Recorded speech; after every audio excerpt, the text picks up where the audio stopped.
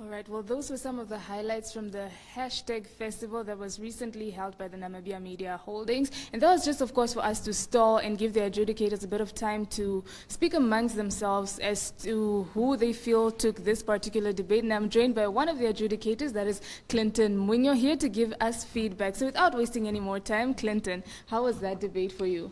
Wow, it was really nice. I thought we got really good ideas from the proposition team and the opposition team, but as I probably get into what happened in the debate and get to the core, it will probably justify what I'm trying to say. All right, by all means, take it away. Yes, so the panel felt that it was somewhat a bit average. Some parts of the debate were above average, but then there were just some parts that were average. The reason why we say it was average was because there were a lot of ideas that weren't really well explained. So then we as adjudicators were sitting outside and said, no, I think the speaker meant this, the speaker tried to allude to this. But then as a judge, you can't really impute and finish and draw conclusions for the speakers. But generally, we thought it was a good debate.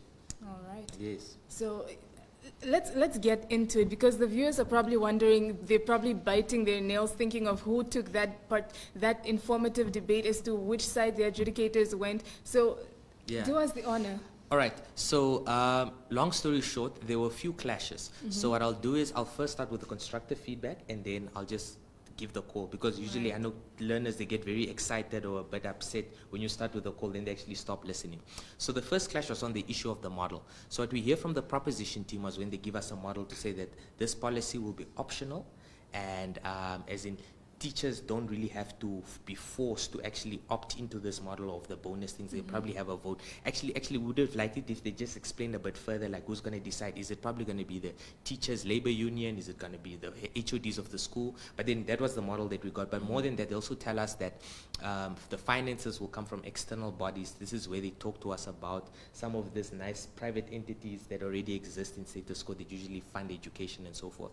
And then that model was then clashed from this side of the house, where they tell us that no, in status quo generally, the government usually pays for everyone. Everyone is supposed to get bonuses. And they also talk to us about how, I think third speaker Op tell us about how already people get recognition and things like that. I think they gave an example of a Miss Nawaka or something, a teacher that, for example, got an award last year. So necessarily what they're trying to prove is that this model is not urgent, this model is not necessary. But however, when they spoke about how we're taking away money from the government, we see that on that clash alone, I think proposition team wins it, because they prove to us that you're not necessarily taking money away from the public sector, because this money is actually coming from a private sector that can actually afford to. Didn't really get enough engagement on that.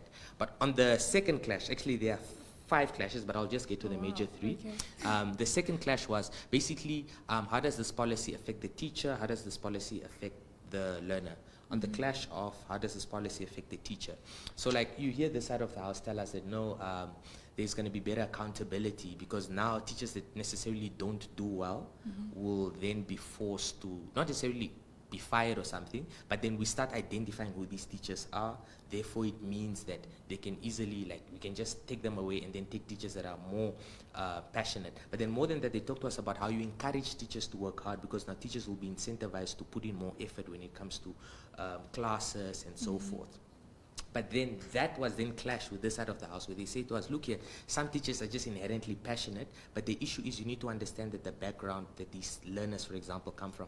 But more before the background argument, they tell us that some teachers have 30 learners in a class, for example. Then some teachers will have 100 learners in the class. But then they tell us that obviously the teacher with 30 learners is more likely to get the bonus as opposed to the teacher that has 100 learners in the class. Because obviously the more people, they even say it's impossible for one teacher to actually cater for all these learners and so forth.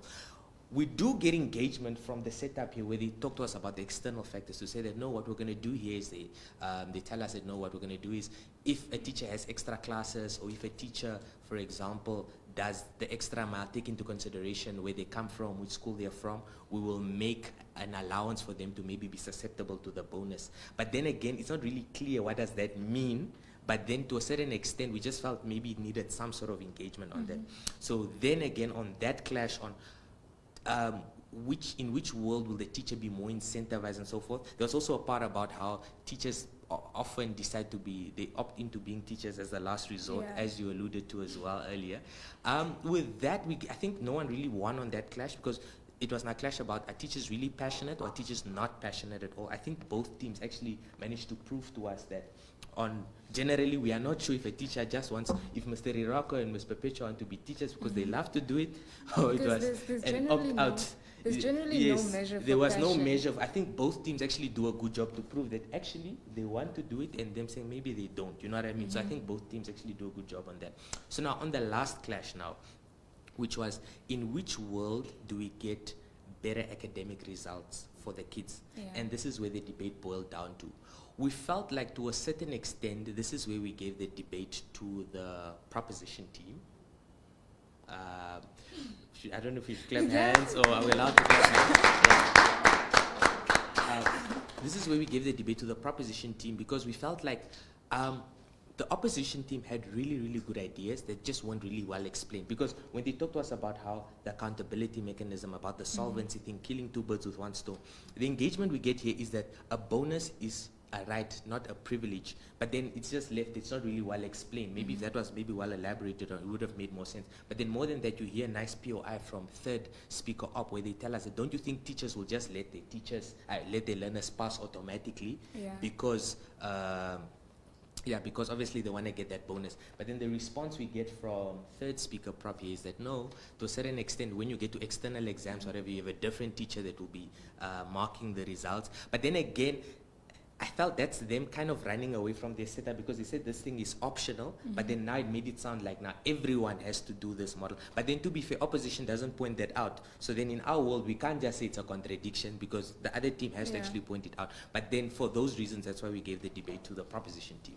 All Yeah. right, well done, team proposition. Well, that was a very exciting debate. Thank you, Clinton Wingo, for deliberating and, of course, giving us that very well